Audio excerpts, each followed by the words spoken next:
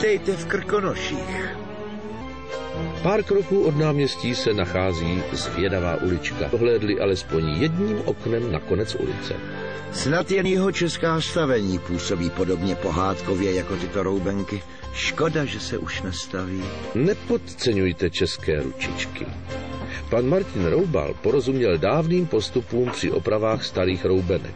Dnes samozřejmě musí respektovat současné normy, ale i tak pohádku si můžete dopřát.